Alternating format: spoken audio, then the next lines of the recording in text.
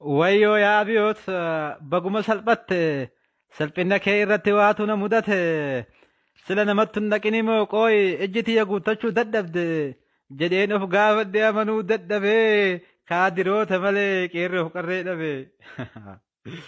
Akkasi salphatte wayyoo yaa shaggire ijoollee Useen Bunee waan jaraa barteere ijoollee Adam Saaddoo waan jaraa garteere. Baradhu waanii keenya nama nuuf ta'uun beekna hin simannu bineensa nyaatu obbolaa keenya gojiif wallaggatti qaama keenya dararta lubbuu danuu wareegdee baaf gala dhoowwita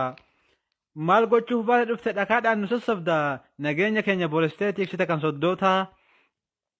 baankiin keessan nun bitu taankiin keessan nun fixu nuufi isin jidduu kabajni hin jirtu jette ijoolleen waaqoo tanxiiqiin guddatte akkasitti abiyootiin sareetti qalte magan gabna gootan har'a qeerroof qarreen baale horaanuuf dagaagaa jiraadhaa yoomillee sanyii leencotaati leencaa isin dhalee maal akka isin taatan bartee jirti jaleen umriin keessan amaana goottan goonni dhale lafaaf lafeen gootaa hin simattu gantuu atoo hangam bubbultullee hagayyarran tartu yaa gantuu fi galtu. Osoo lubbuun jiran akkatti salphatuun mootummaa ta'anii uummataan jibbamuun kuni waan fafaati baala jechuun tanaa hubattee sirritti simbaana shaggire. Daseetee guuradhuu tarii goondaritti goondar moo goojjami warra soddaa keetii rabbi akka keetiin naman salphisini osoo lubbuun jiran naman ajeessini. Gadi galoon duruu warra soddaatti galaa akkasi salphatti abiyyoota galgalaa magan.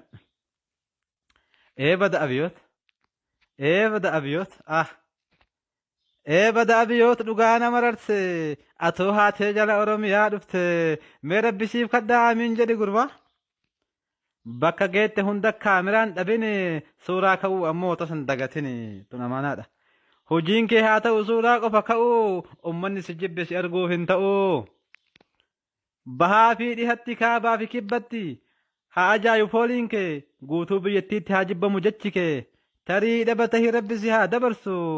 innuun barakatu kan haadha hiyyeessaa boochisu afaan gurraan gahee kan soddoota leellisu barreessaa horaleessaan mudannoo yuunaati.